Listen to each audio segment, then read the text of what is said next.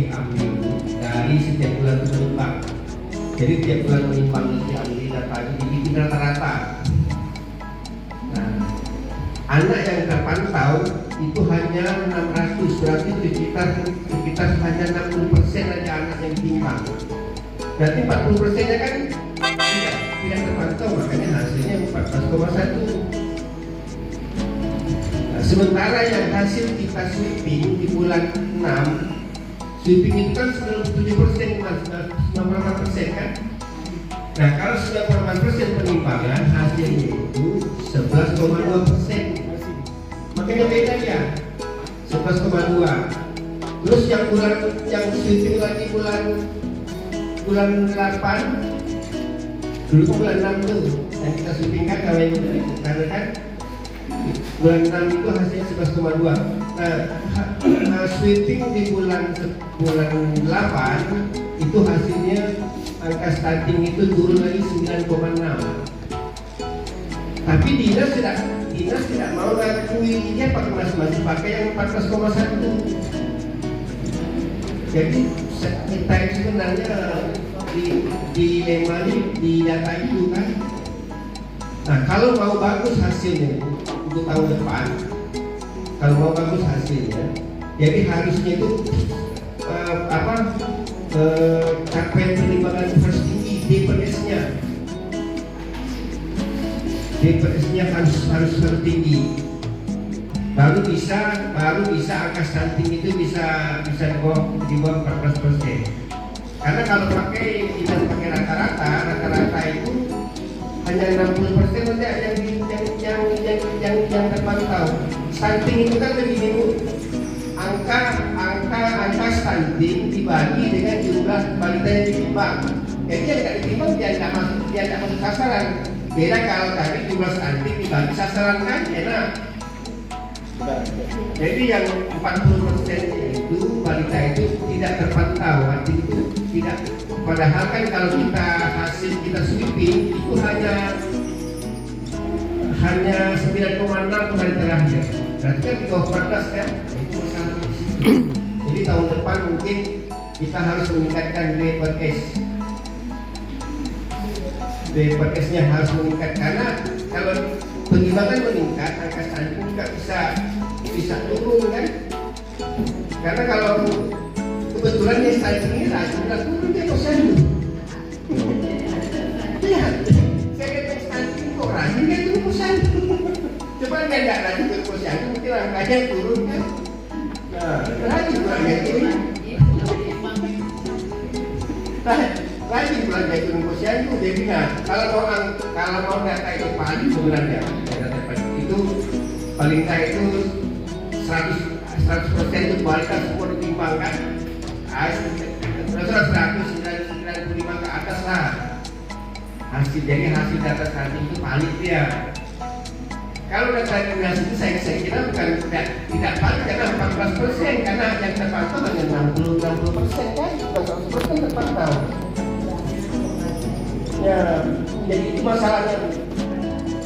Jadi tahun depan kalau bisa kita meningkatkan DPS.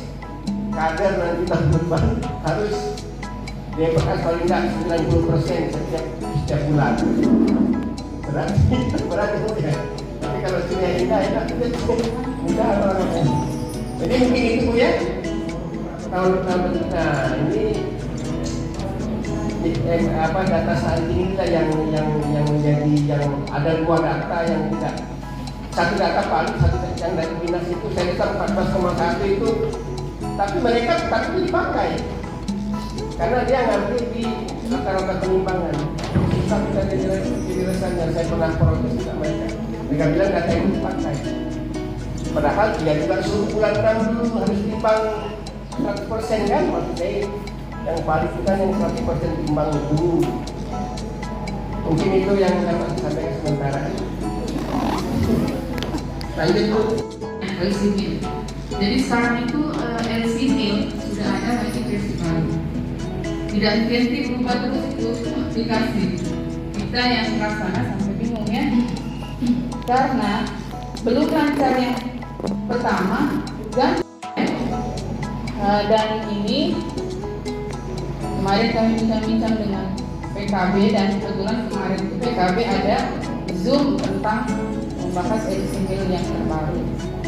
Nah, ini kendala kami di Puskesmas, kadang chattingnya belum download, ya.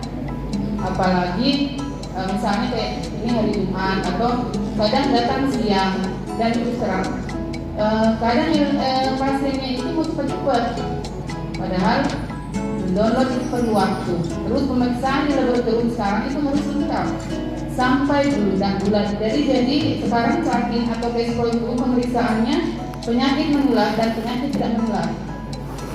Kalau dulu penyakit menular saja, sekarang di indikator laporan PESCO itu penyakit tidak menularnya juga ada. Jadi gula darahnya, kolesterolnya, bahkan hemofilia sekarang ada. Cuma kalau di Puskesmas belum ada pemeriksaannya, jadi itu kita masih skip. Kalau HBsAg, alhamdulillah dari kabupaten sudah menyiapkan sama KB.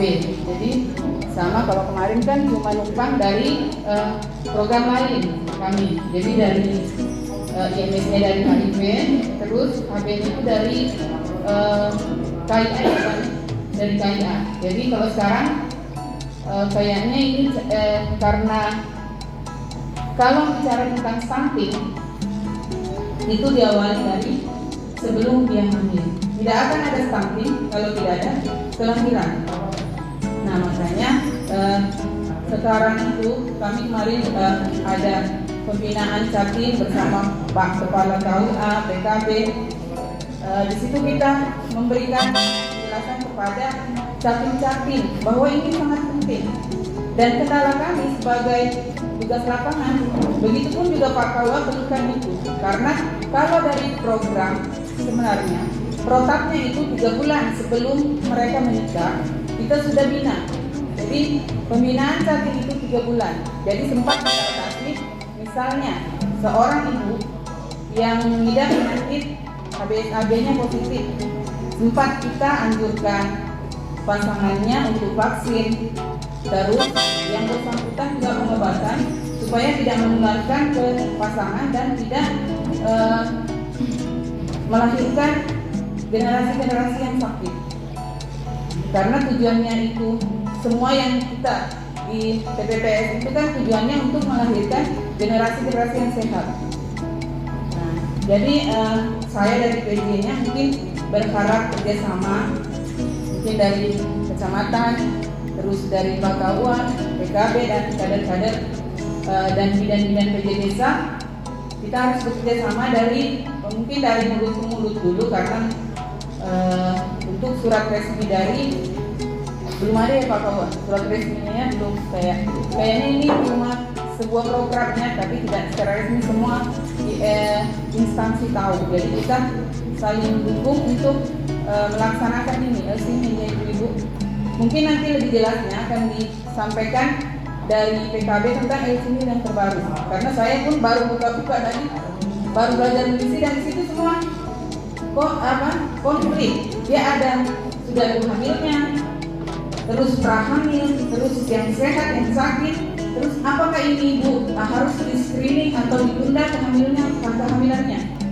Nah, nanti itu kedepannya Puskesmas akan mengeluarkan, mungkin nanti saya akan karena belum juga saya bicara dengan Kepala Puskesmas tentang ini. Jadi dari PU mungkin nanti akan mengeluarkan keterangan. Kalau selama ini kan selalu keterangan sehat. Kita tidak menyampaikan di situ bahwa ibu ini ada penyakit, ya, atau laki-laki ini ada penyakit. Jadi nanti kedepannya akan diatur di dalam bahwa keterangan untuk kesehatan reproduksi itu harus dicantumkan. Jadi dan kalau misalnya ada pasien yang sakit, kita tidak menyampaikan ke pasangannya. Kita tanya dulu yang bersangkutan, apakah, karena itu adalah konsultasi penelitian. Jadi kita cuma menanya yang bersangkutan, apakah ini disampaikan kepada calon pendampingnya atau calon istri atau calon suami. Kalau dia tidak menyampaikan, kita tidak akan sampaikan. Dan nanti akan yang selanjutnya yang mendampingi itu adalah PJ PJ masing-masing, karena di sini ada PJ IMS ya, penyakit menular seksual. Terus kalau yang dari KB, mungkin saya minta bantuan dari kader-kader PPK bahwa indikator kita tentang KB itu adalah pasca salin. Saya ingin setiap desa itu punya posko pelayanan KB pasca salin ke depannya, terutama yang desa TK yang kita ke depannya akan lomba kampung KB ya ibu-ibu ya.